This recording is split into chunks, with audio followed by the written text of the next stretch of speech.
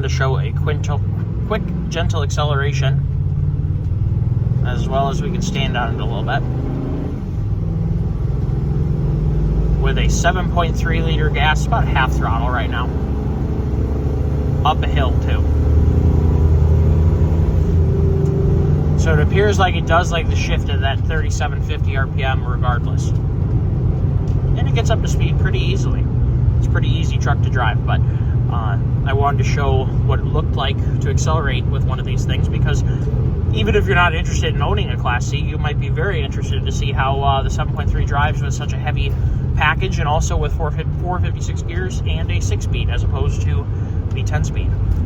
To me, it's a very easy truck to drive. It has ample power to get whatever needs to be done. We'll see when we get into the mountains with this thing later on in January. Hopefully, we're going to be heading down to Florida with it.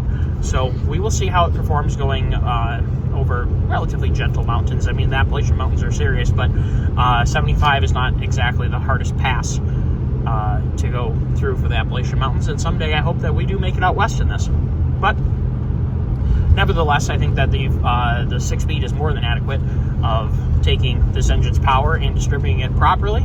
And I think that the 456 gears with these small tires are definitely easily the right choice for the job.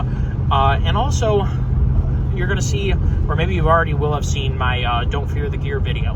I'm a big fan of being geared correctly for the application. It makes a huge difference to performance. We've been averaging about 10.5 in this thing for mixed driving. And I think that that's fairly amazing given this thing's frontal area and total length and size and that kind of thing. So even with the big gears and small tires, and as you can see, we're in 6th gear at about 45 right now, just going around a little corner, at about 1600. So we'll get back on it a little bit. So we can tip in 6th, and it trudges along right back to normal road speed